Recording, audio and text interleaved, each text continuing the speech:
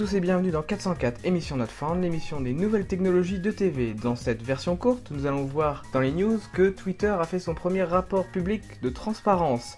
Nous allons voir quels sont les pays qui demandent le plus d'informations au réseau Twitter.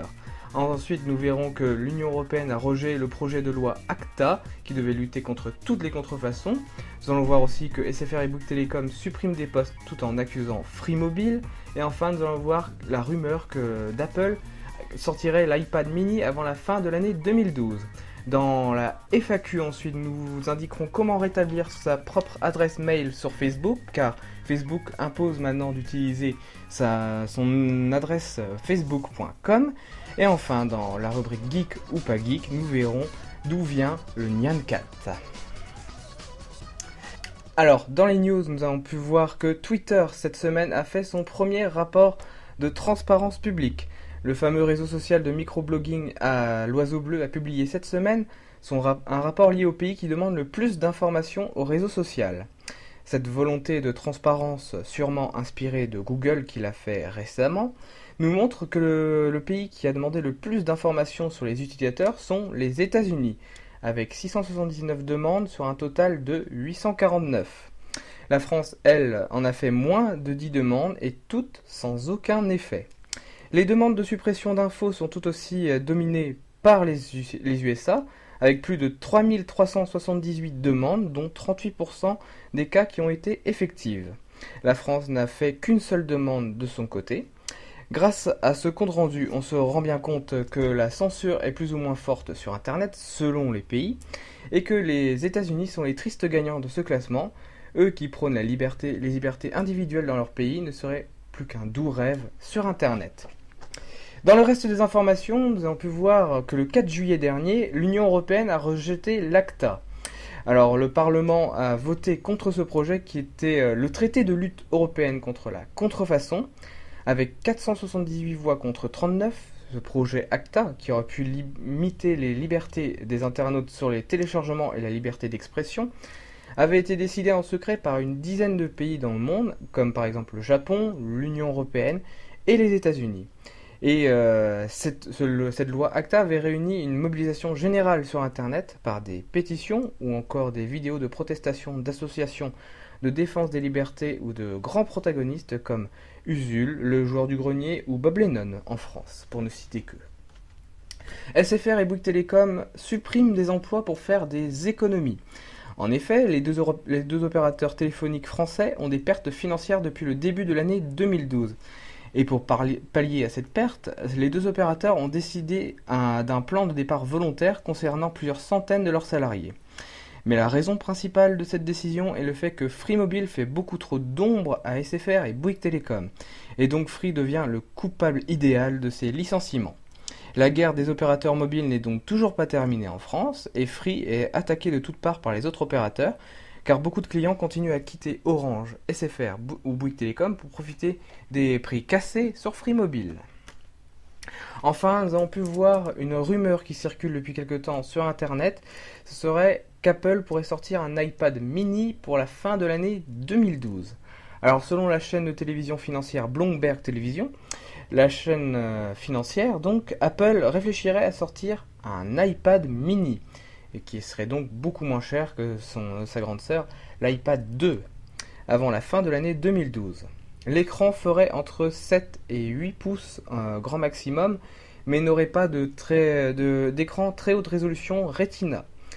On peut penser que cette décision a été prise pour lutter contre la concurrence de plus en plus forte sur le marché des tablettes numériques, car Microsoft planifie de sortir la Surface, ou encore Google avec la Nexus 7 et la Kindle Free d'Amazon, qui sont plus accessibles en termes de prix que l'iPad d'Apple. Affaire donc à suivre en septembre ou en octobre, date présumée de l'annonce de cette nouvelle tablette by Apple. Alors maintenant, dans cette émission, nous avons aussi vocation de vous aider sur vos problèmes d'Internet, et nous en avons parlé la semaine dernière. Facebook a décidé de mettre et d'imposer son adresse de messagerie personnelle, donc en @facebook.com. Eh bien, dans la FAQ de cette semaine, nous allons vous donner les clés pour remettre votre adresse mail personnelle sur Facebook. Alors pour cela, il y a une petite manipulation à faire. Sur Facebook, si vous avez un compte sur le fameux réseau social, vous allez cliquer sur votre nom en haut à droite. Ensuite, vous allez cliquer sur à propos pour défiler toutes vos informations personnelles.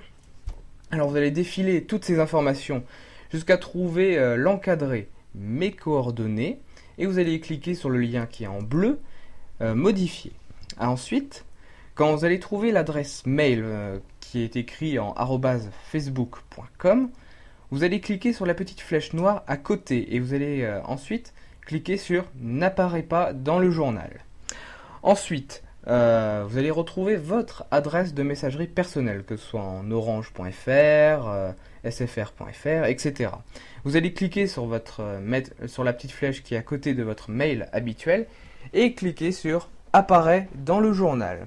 Et ensuite, tout en bas, vous cliquez sur le bouton bleu enregistrer. Ceci est fait comme pour que vos amis continuent de vous écrire sur Facebook. Alors je vous rappelle, chers internautes qui nous regardez, que si vous avez un problème sur Internet ou sur votre ordinateur, n'hésitez pas à nous écrire sur notre adresse de messagerie qui s'affiche en bas de notre écran, faq-404@e-webtv.fr, ou bien vous pouvez nous écrire sur Facebook, sur notre page officielle, ou encore nous laisser un petit mot sympa sur Twitter.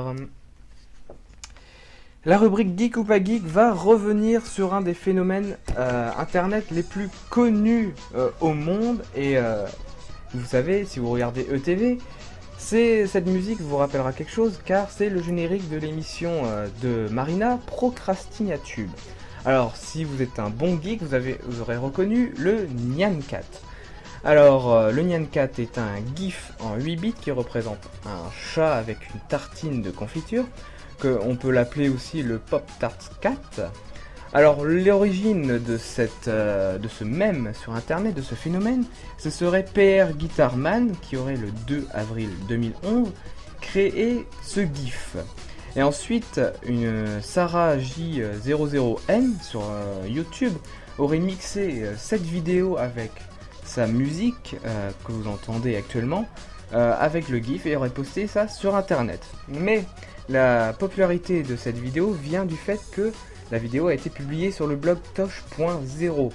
Et en mai 2011, donc soit un mois après la création du Nyan Cat, il y aurait eu plus de 12 millions de vues rien que sur YouTube. Et si on compte à partir du 5 avril 2012, nous en sommes, pour la vidéo originale en tout cas, à 70 millions de vues et cela ne fait qu'augmenter, grâce à vous internautes. Alors maintenant que ce phénomène est vraiment devenu quelque chose de très connu, il y a eu beaucoup de vidéos dérivées venant de Nyan Cat, comme par exemple le Nine Cat, le Nyan Cat à l'envers aussi, nous avons aussi le Nyan Cat Jazz, ou encore des applications pour mobile, que ce soit sur Android, Apple, Windows Phone, etc., qui sont disponibles en téléchargement gratuit sur vos réseaux de mobile. Voilà, c'est la fin de cette troisième émission de 404 émissions Not Found. Si vous voulez la revisionner, c'est très simple, allez sur notre site internet www.e-webtv.fr, rubrique espace vidéo à la demande. Vous pourrez nous retrouver la semaine prochaine encore en version courte et dans 2 semaines avec un prime avec Bastien et Seb pour décortiquer toute l'actualité numérique mondiale.